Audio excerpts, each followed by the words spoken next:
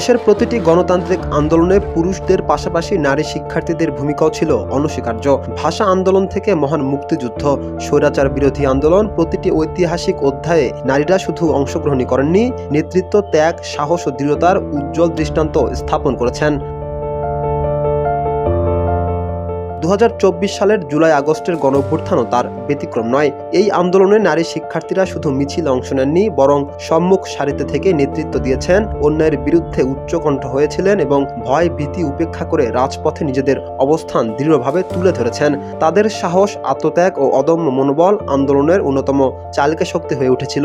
পিছনে পুলিশ আর সামনে স্বাধীনতা, অবশ্যই আমরা সম্মানের সাথে মৃত্যু গ্রহণ করতে রাজি আছি। কোটা সংস্কার আন্দোলনের মোড় ঘুরে যায় নারী শিক্ষার্থীদের দৃঢ় অবস্থান ও সাহসী অংশগ্রহণের মধ্য দিয়ে। 14 জুলাই আন্দোলনের উত্তাপে কম্পিত হয়ে ওঠে ঢাকা বিশ্ববিদ্যালয়। হলের তালা ভেঙে শত শত নারী শিক্ষার্থী রাজপথে নেমে আসেন। তারা শুধু মিছিলে অংশগ্রহণ করেননি, বরং ভিসি চত্বরে অবস্থান নিয়ে আন্দোলনরত শিক্ষার্থীদের সাহস ও অনুপ্রেরণার প্রতীক হয়ে ওঠেন।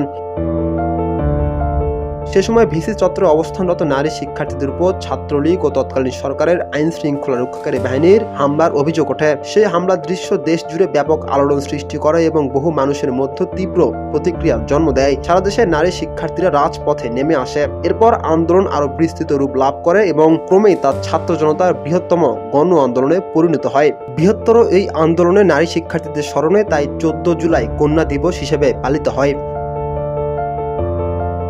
বৃহত্তর এই আন্দোলনে সারা দেশে অন্তত 10 জন নারী শিক্ষার্থী প্রাণ হারিয়েছেন এবং আহত হয়েছেন আরও অনেক। তাদের আত্মত্যাগ ও সাহস এই আন্দোলনের ইতিহাসে চিরস্মরণীয় হয়ে থাকবে।